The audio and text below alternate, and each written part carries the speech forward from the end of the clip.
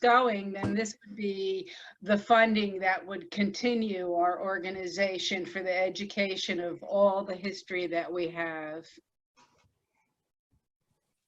Wonderful. Well, thank you, Joan. We appreciate that. The meeting is about our genealogy, so I'd like to introduce people to the genealogists for the Mershon Association. Please meet Pam McCaffrey. Hi, everyone. How are you doing? Nice to meet you all. I have met some of you in person at last year's, I believe I was at last year's reunion and other reunions in the past. Just wanted to let you know, if you do have, I know Melissa mentioned this, there are a number of you who, are not sure where you are in the family tree, or if you are in the family tree at all. If you can, send me your information and I will look you up and see, basically put you in if you're not in there. And if you are, I'll send you information regarding where you are. My email address is on here, so it's pcaffrey24@outlook.com. You can also, if you're comfortable texting, you could also text me the information, but usually email is easier. So whatever works, just send me your information and I will get back to you. I do work full time still, so I'm not always like super quick. It is my personal email, and I am working, so I basically do this at night and on the weekends. That's right. Everyone in the Mershon Association is a volunteer. So this is the chart that Pam was referring to. Those are Henry's 10 kids. We had 28 people say they did not know which child they are a descendant of, which tells me Pam's going to be busy. Yes. So if you have any questions, the email address is there for her, and we will send it out post-meeting to everyone. So we hope that you update your information so that this family tree continues to grow. Now, it all started with this one Henry Mershon II, who is buried in Lawrenceville, and we have an interesting story to tell about his grave. So I'd like to introduce to you our vice chair. Dave is going to talk about Henry Mershon II's gravestone. Dave?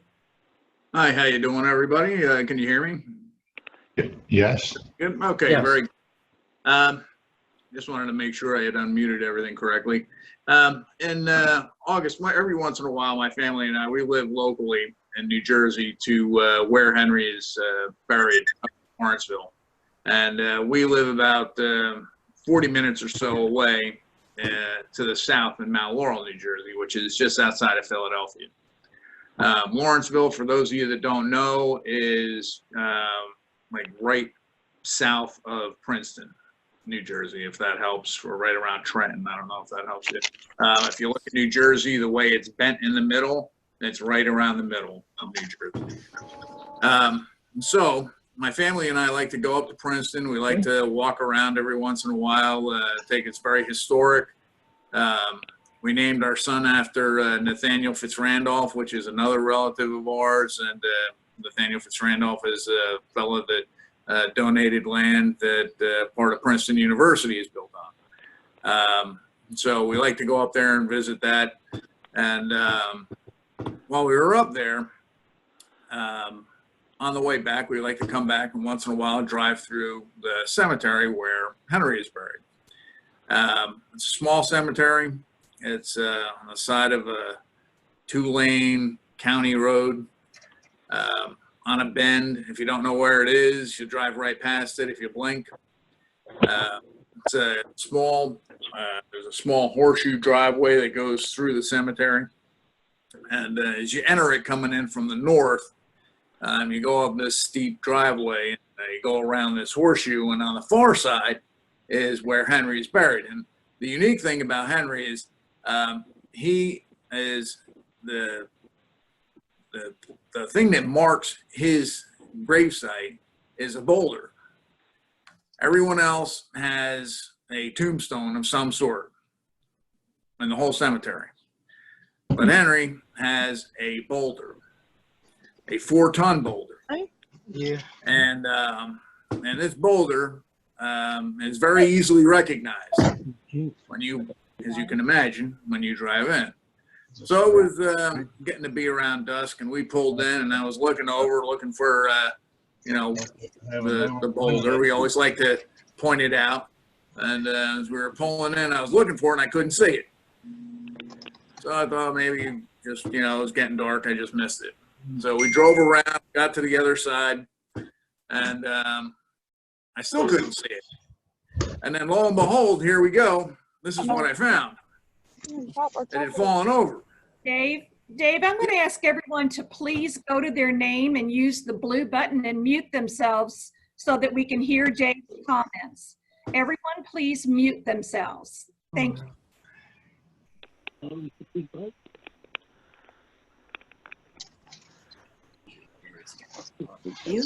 Thank you. Don't know, if you don't mute yourself, we are hearing everything about what's going on in your living room, office, den, or whatever. So please find that mute button and mute yourself. We appreciate it. Okay, Dave. Okay, so we pull around to the other side, and this is what I found. We pull up, we found that this 4-ton boulder had fallen over.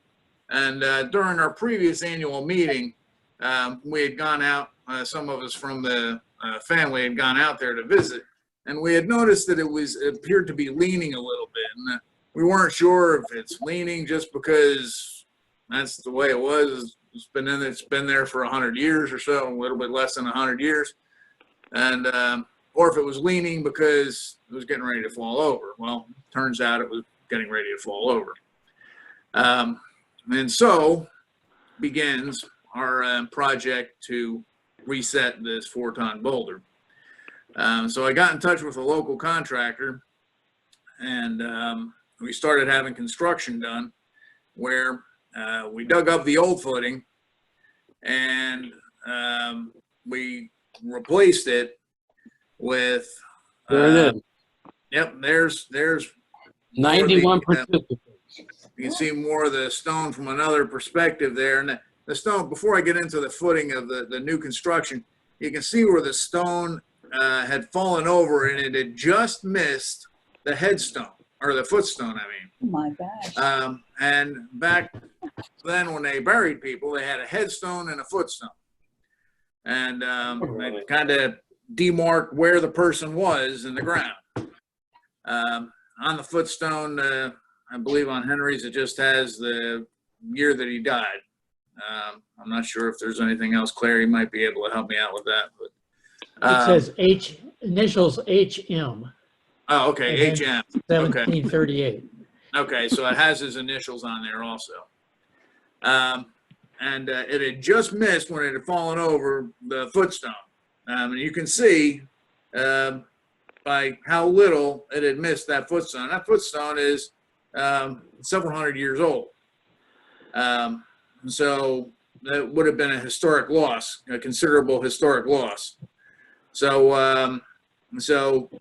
we were very fortunate that when it rolled over, that it didn't take out the footstone at the same time. So, so after we identified that, you know, the footstone had indeed fallen over, that we needed to replace it, and so began the project to replace this 4-ton boulder to its original standing. Got in touch with a local contractor. See you in a couple of What's that? I'm sorry, Claire. That wasn't me. Oh, okay. We got in touch with a local contractor, and we began the project. So I'll put my shoes on. We began the project of digging up the old footing It's real happy. and replacing it with the new foundation for the stone. When this boulder was set, they took the original headstone and placed it underneath the boulder. The headstone that you see on the face of the boulder when you look at it is an iron casting of the original headstone. The original headstone was buried underneath the boulder. And when we were able to see where that headstone was when the boulder was eventually lifted out, then we were able to I was given the opportunity to go up there and to very, very carefully attempt to take this historic artifact off the bottom of the boulder. So I went up there with just about all the tools I could find, the masonry tools that I could find, and began the project of very slowly taking off the footstone. I didn't take it as more of a construction project. I kind of put my Indiana Jones hat on and viewed it more as a archaeological project, even though I have no archaeological experience. I went up there with a little compressor, went up there with small tools, didn't start with any large blows or anything, and chiseled away at this thing, and very slowly worked my way around, and was able to eventually separate it from the boulder. Turns out that the concrete from back then is very strong, and it took a little bit of effort to get that thing separated.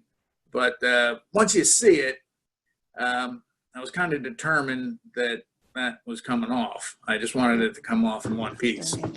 Was able to separate it. If you look at the right-hand picture, the one that's a little bit enlarged, you can see that there's a piece of the stone that looks splintered off, the headstone that looks splintered off on the right side of the headstone. You can see the headstone on the bottom of the boulder, and on the right side of that stone, there's a piece that looks like it splintered off.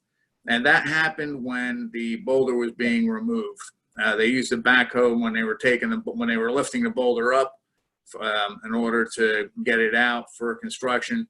And when they were moving it with the backhoe, the one piece cracked off. So I was able to recover both pieces. So we have the entire headstone as it was when it was originally set when Henry first died, which is approximately like 300 or so years ago. And for those of you that don't know, when you see headstones, at least some of them, you see the headstone at the head of the grave. It's not just that little piece of stone that's stuck in the ground, obviously. There's another piece that's probably as big as the part that's sticking out of the ground underneath it. And that helps to keep it established so that it doesn't fall over. So eventually, we were able, and Claire and I, we had been back and forth on this along with other members of the executive board about how we wanted to do this. And we wanted to make sure that when we reset this Henry's headstone, that we wanted to make sure that it was set for another at least 200 or 300 years. And in order to do that, we were going to have to excavate it, the original foundation, and we were going to have to do some work and bulwarking the original foundation. The cemetery had an agreement for, I don't know, $17 or something to maintain the headstone in forever. And they said that they would reset the stone, but they would just like reset it in concrete. We wanted it reset on a foundation so it would stay. And so we got in touch with the contractor and we told them what we wanted to do. And the original stone was set in its original foundation, and then another concrete collar, another approximately 2,500 pounds of concrete was poured around it, reinforced with rebar, to reinforce the foundation of the headstone so that it would remain stable and would remain upright for the foreseeable future. So that's kind of what it looks like when it was under construction. That's, I believe, the part of the original foundation piece that was taken out. here's the headstone and two pieces that I told you about. That's after I got it home and I cleaned it up using some mist water on it. The part of the headstone where there's writing on it, that will, I imagine, it looks like it would chip off. And I believe that's why it was replaced, is because it was deteriorating and the face of it was chipping off. So when I was cleaning the headstone, I didn't want to go in there with a wire brush and scrub it. So the kids and I sat in the backyard with fine mist on the hose and just held the mist on the headstone for quite a while, and then just let the dirt soften up and run off of it. And it's not scrubbed perfectly clean, but it's cleaned up relatively clean, as you can see. I didn't want to go any further without I'm not an expert at these things, so I didn't want to clean it up any further and risk damaging it. So that's what it looked like when it was still wet, and that's as far as I went with it. And then those two pieces were moved into the corner of my fireplace, the corner of my room, where they remain at the moment until we can transport them, when this virus thing is all over, to a more permanent location. So that is well, no, and then, oh, that's not the end of the story. Here we go. This is what the headstone looks like after it's reset, and it's done by Christmas. So it was found in August, reset by, I believe it was done in November or so. This is Christmas, so we just had a light snow, and went up there and we put a grave blanket on it right in front of the headstone. So that's pretty much what it looks like now. It's been, here it is in the spring. It's been landscaped again, and you can see the grass is growing back. So that's where we're at now. It actually sits a few inches lower than it did before, because we wanted to seat it more in the concrete and the foundation so it would be more stable. So that's what it looks like now, but essentially the same as it did before. It's been re-landscaped, and it is much more secure now than it was before. And that guy on the right is just some guy that wanted to jump in the picture. So, Dave, you have a thank yous for this great work in the chat boxes. I noticed at Christmas a beautiful wreath. I noticed now there's a nice United States of America flag. Who is putting these decorations to honor Henry seasonally? I know that we go up there and we check, my family and I go up and check to see if there's anything up there. I know we're not the only ones that go up. And I couldn't tell you, nobody leaves a card when they put anything up there. We put the grave blanket that went up there this past Christmas. I believe someone else put that American flag up there when I went up there last time. So there are other people that visit, other family members that we have in the area that go up there regularly and visit, make sure everything's good, and put different things in front of the headstone, make sure that it's well maintained. It's an incredible story, Dave, when you realize that that headstone is 282 years old. Yeah. The boulder that the Mershon Association put there has been standing there for 95 years. It's incredible that we have an association that actually cares and is maintaining this very precious headstone, footstone, the resting site of our ancestor.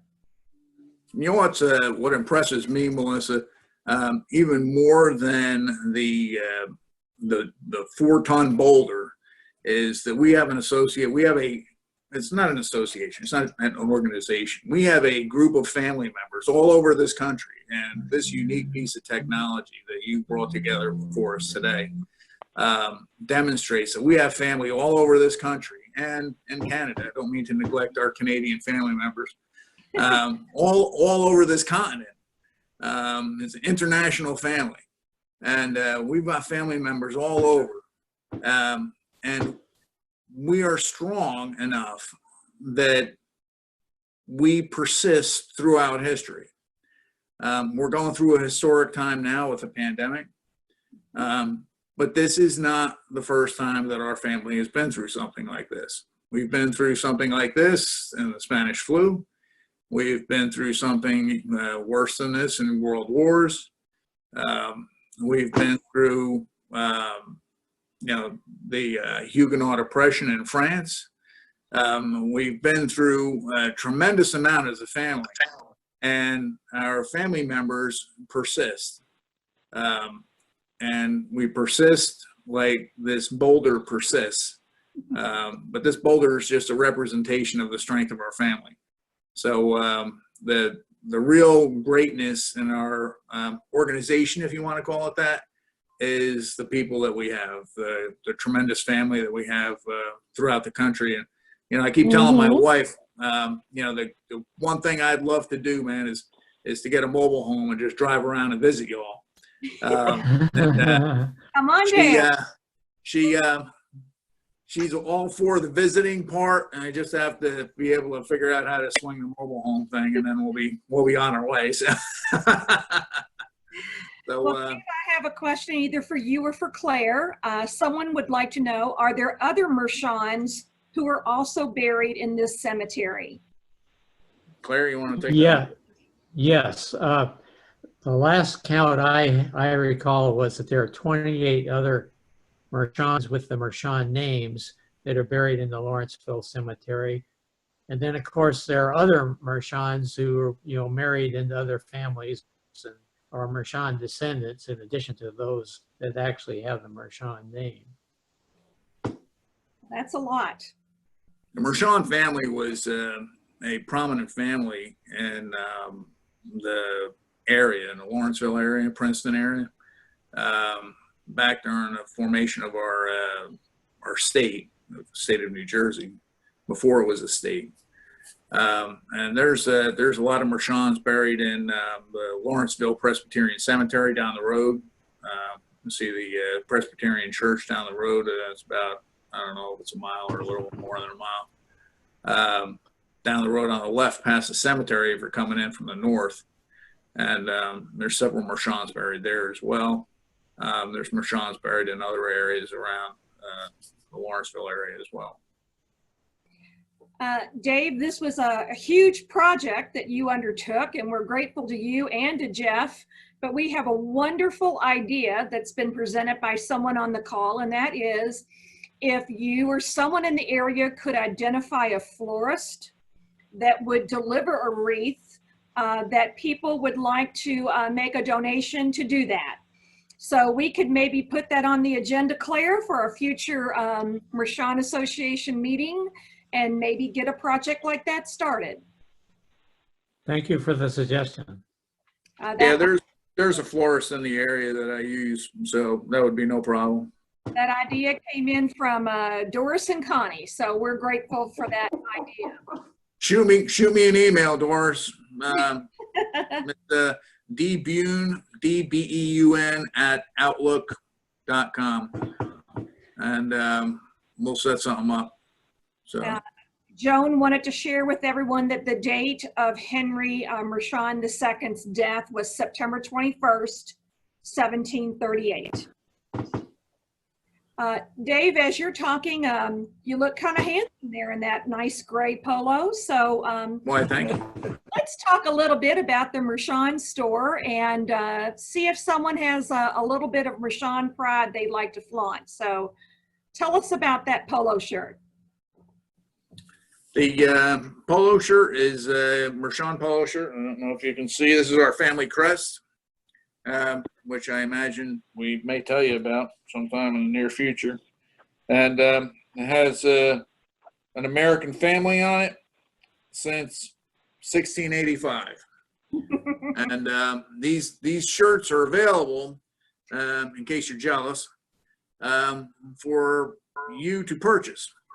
And you can purchase them at, you can contact me. Email is probably the best. And there's my email at the bottom. If it's urgent and you need the shirts very quickly, you can shoot me a text message. Or if you call, I probably won't recognize your number unless we've been in touch before. I decline all unrecognized calls, just as you can imagine, for reasons that I get a bunch of calls from people I don't know. But feel free to leave a message, and I'll get right back to you. And I can get them out to you pretty quickly now. We had a little lag in our delivery time when we had a reorder going on this past year, but now we've got all the shirts in. We have plenty of every size.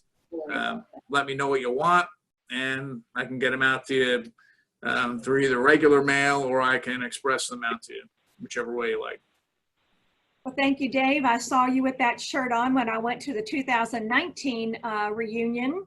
And in the photo there, you will see 4 of my Mershon brothers, because I bought a slew of shirts for my family at the reunion, and they are wearing them proudly. So I love it. There are some other items that you can buy in the Mershon store. I love the word store. There isn't one. These are just good volunteers who have products that help us all unite as a family. So I'm going to ask Joan, because Joan, I just got a question. Someone said, is there a book or somewhere where I can get all of this information? So Joan, you want to talk to us about our genealogy books and the coat of arms that people can buy? Yes, there isn't a picture of the coat of arms there. Because it's like in the corner, in the upper left corner that you see, it's on shiny hardstock paper. It's 11 by 14, and it's really attractive. It's really worthy of framing. So that was the Mershon crest that came from France, which indicates that we were probably a family of merchants. And all the records would then have been destroyed. So there would be really no way to follow any records in France, because the Huguenots, once you became a Huguenot, they dissipated and erased your family from all records, church records and everything. So there's really no way to get any information in France. But in the early 1900s, fate would have it that a Mershon married Lucille Grace Olmsted Mershon. And this woman was so fascinated with our story. She spent the next 40 years from the 20s to the 40s in 1900, and dug up 6 generations of information from 1738 or 1685, when the first Henry landed here with his father. She found out he was indentured to a weaver at 13. And then in 1700, he moved from New York, the Newtown Creek, New York, where he had landed with a Dutch community. He moved as a tradesman with a son and a wife to what was Maidenhead, New Jersey, and became Lawrenceville to expand the country.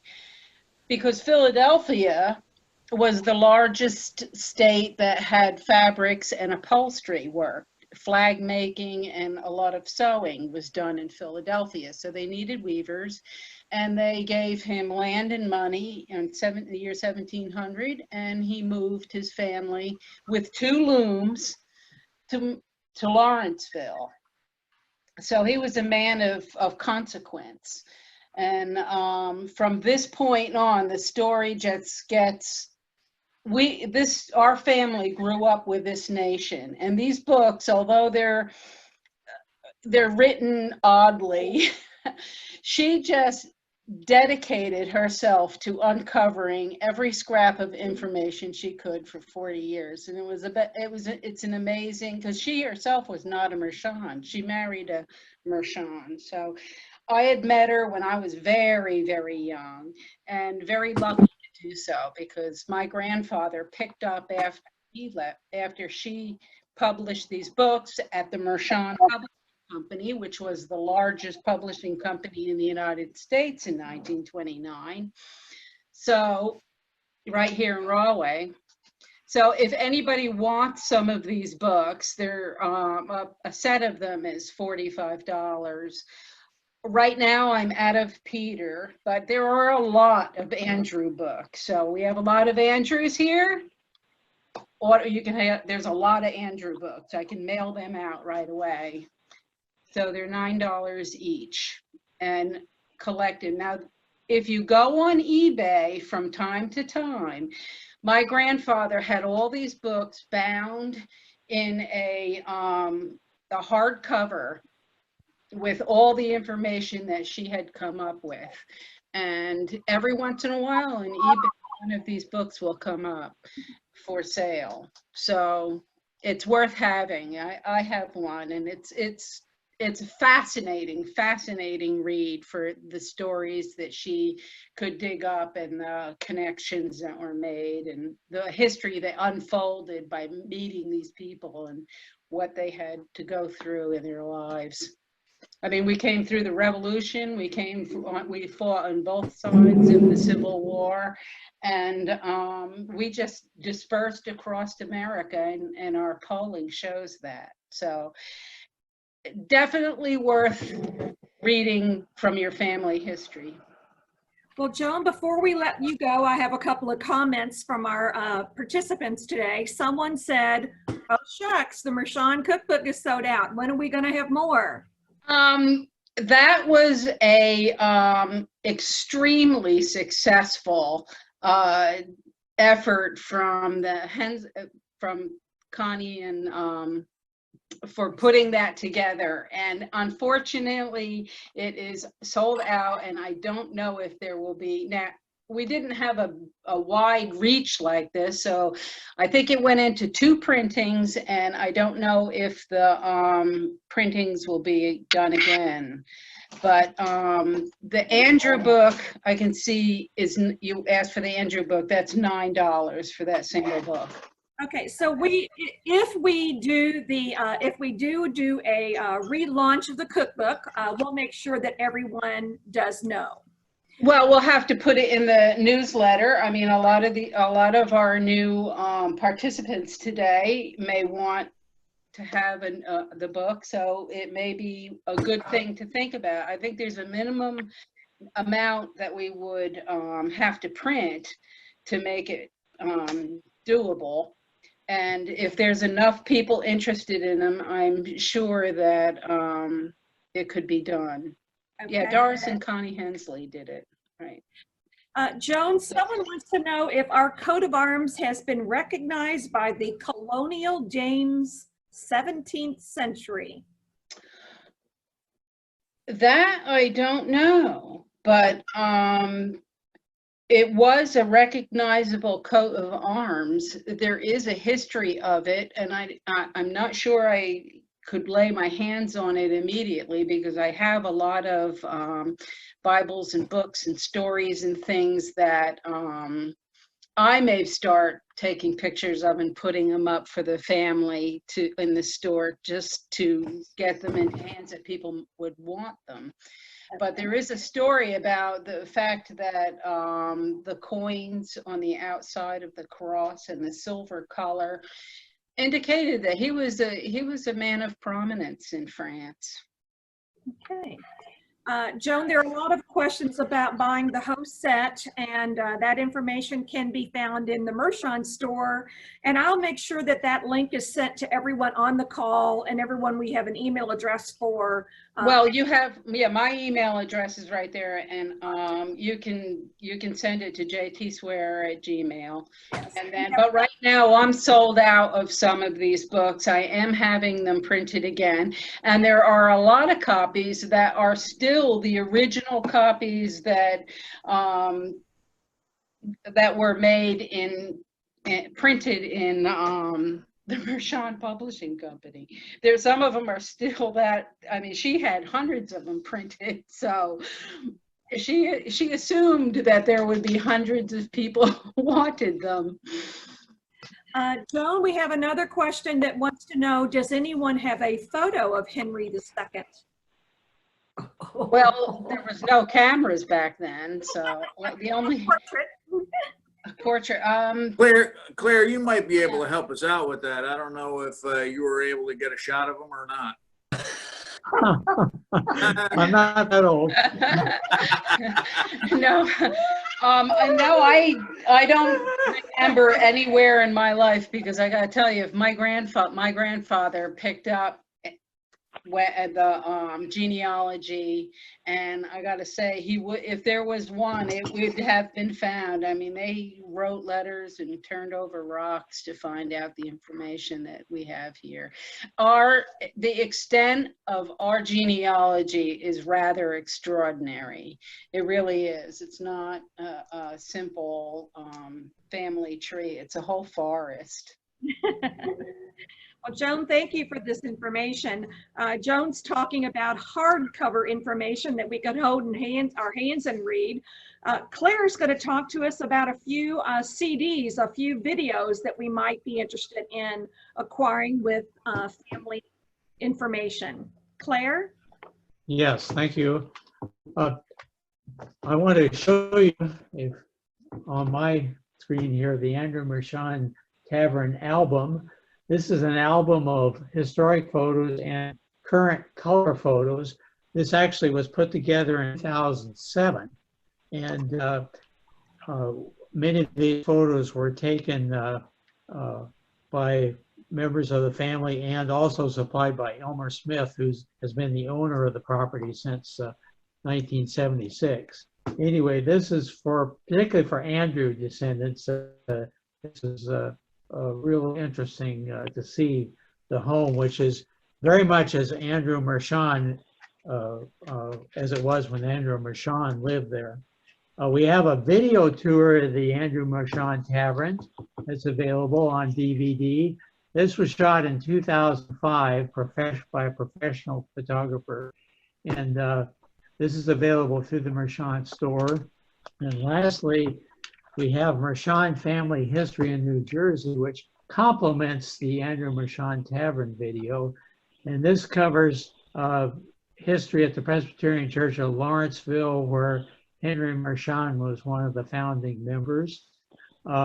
It covers Nassau Hall at Princeton University. One of the Mershon girls, one of Henry's daughters, Rebecca, married Nathaniel Fitz Randolph, and they donated 4.5 acres for the founding of Princeton University, what's now Princeton University. And that's where Nassau Hall is located, the original college building. Also, the Lawrenceville Cemetery, where Henry the Second is buried. And lastly, a visit to the home that where Houghton Mershon lived, Henry's son Houghton, and it was expanded later, but we get a tour of the whole home from Weedy Stokes, who was a Mershon descendant and lived there from about the late 1930s until her death in 2013. And during her lifetime, Mershon family regularly visited there, and it's on 16 acres of ground that was originally part of Henry Mershon's land in New Jersey. I might mention that all of these items in the Mershon store, in the May 2020 Mershon News Bulletin, there is a summary of those within the bulletin, a one-page summary that covers all of these things and gives prices and how to order. And we'll get that back out to everyone again who have questions on this call, because we have several, Claire, who are asking us how to get on the newsletter. And the very last slide will have Claire Mershon's email address. And we want to email our president and let him know that we want to be added to the Mershon newsletter. Claire, Joan talked a little bit about the Mershon coat of arms, but let's put this up and see if you can tell us a little bit about what you know about it. Good. This is the coat of arms for our family. The shield on that is the prominent part, the red colored shield, indicates defense. The cross in the middle is a symbol of the Christian crusaders in the Middle Ages. The round balls at each end of the cross symbolize gold coins, and probably related to the Mershons being merchants. The symbols in each quadrant of the cross appear to be a stylized fleur-de-lis, which is a symbol of the royal family of France. Another interpretation is that those are clover leaves, which would indicate agriculture. And you can take your pick. Those two theories on that. The silver helmet at the top, the crest on top of the shield, indicates a lesser noble. In other words, not part of the royal family, but having some status in society. That's a quick definition. There are probably other things that an expert could tell you about, but that's what's in our Mershon history. And this was researched in the early 1900s by a person at the University of Pennsylvania for the Mershons. Well, thank you, Claire, because we have a lot of people on the call who maybe have not seen our coat of arms, so that will help them understand what that means. Now, before I ask, I've tried to ask all the questions that are coming up in chat. Over to Claire. Someone's going to have to. Can someone please turn the phone off? Hello? Okay. Can someone please mute themselves so that it doesn't? Thank you. Okay. Before I turn the meeting over to Claire for some final closing remarks and some looking forward to what the Mershon Association is doing right now, I'll just ask a couple of questions. Can you tell me, just thinking about, one moment, gotta end this poll. Just thinking about, how did you like being on this call? Would you be interested in maybe having another video conference call like in the future? Let us know how you feel. This will help our executive committee make a decision if we're going to be doing this again. So the results are, well, looks like we have some work to do, because 95% of the people say they'd like to do another video call.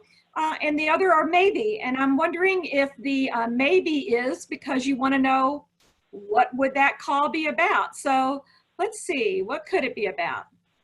Let me ask you what might be interesting to you. 1 second, please. What would be interesting for you all to hear at a Mershon video conference in the future? And this is multiple choice. You can answer whatever you like. If there's anything that you think. More history.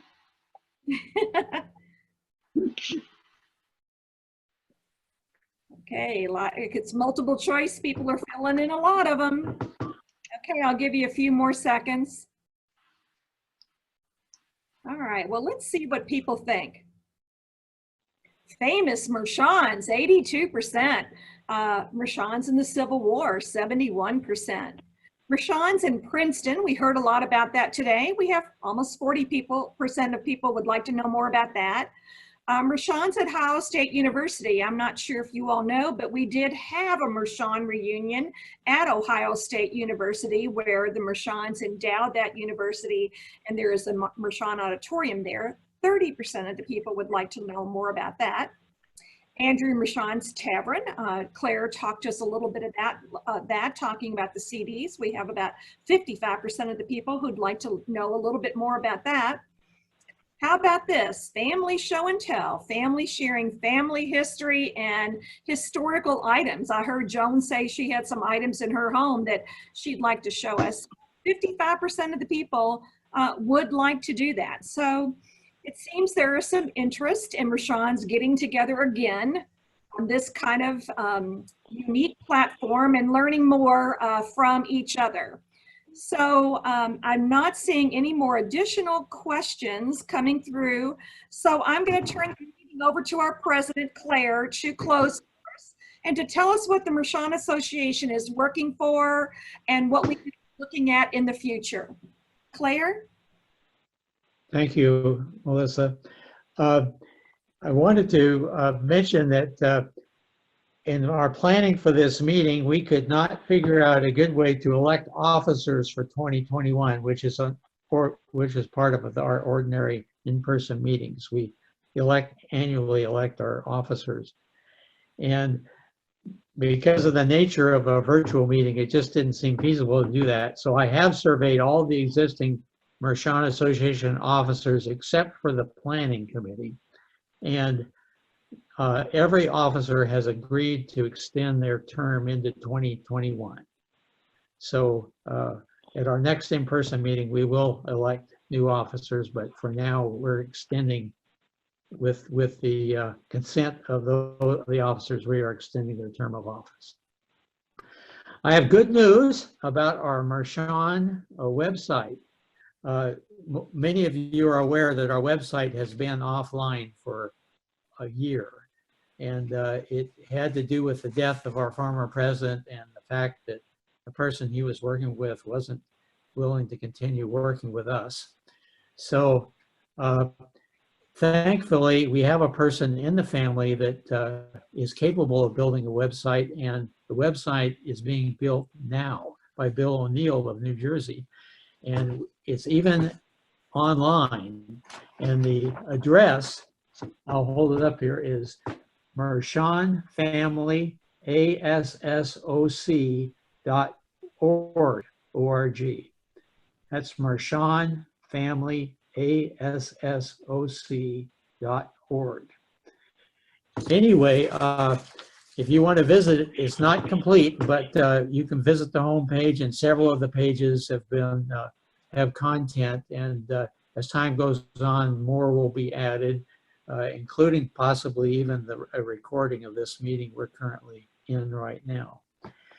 The last item I wanted to mention is that it's been suggested by members of our executive board and approved by our executive board that we develop a contest to involve the youth in our family of preparing podcasts about Mershon family members, ancestors, or Mershon related subjects. This would be a contest with cash prizes. The guidelines have yet to be developed on this, but in concept, this will be coming up, and that'll be published as it's developed. But we need to have some guidelines so people know what would be expected. But anyway, so that's in development, but the executive board is moving ahead on that. That's one of the challenges of an organization like ours, is how to get young people involved, and we hope this will be a step in that direction. Mm-hmm. I would like, excuse me, I'd like again to thank Melissa for hosting this meeting. We wouldn't be doing this without Melissa, so thank you very much. And thank all of you for joining in, and we hope you will want to become more involved in the Mershon Association in the future. So thank you. Thank you, Claire. Okay, the hour went by quickly. We wanted to keep it to an hour. I see the chat button is still going crazy, but that's what we're here for. That's what a reunion is all about. So keep making your comments go. For those who want to leave, I think we had about 98 was the highest I recorded. of participants. We had 130 some odd registers, so people may have been enjoying a nice Saturday afternoon. But we will be doing it again, I assume, Claire, because a lot of people showed an interest. And we will be putting this recording out for people. I have to admit that the host, I don't know who she was, but the host failed to turn the recorder on at the beginning of the meeting, so it started midway. Sorry about that, people.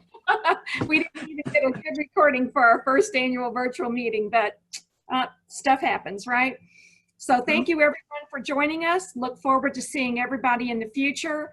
And remember to contact Claire and Pam with any of those questions about your genealogy. Thanks, was awesome. I appreciate it. Thank you. Thank you, Pam. Take Thank care, you y'all. so much for, thank you so much for Have a everyone. good day, all right?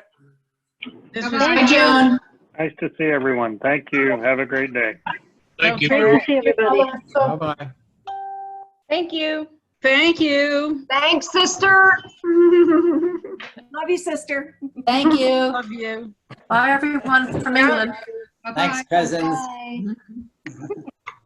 Thank you all. Hate to hang up. Really, because then it's kind of over. Boy, reading all these things, it was great. I thought this was very interesting. It's the first time I did it. It was fun. I'll be sending you my check, Joan. Thank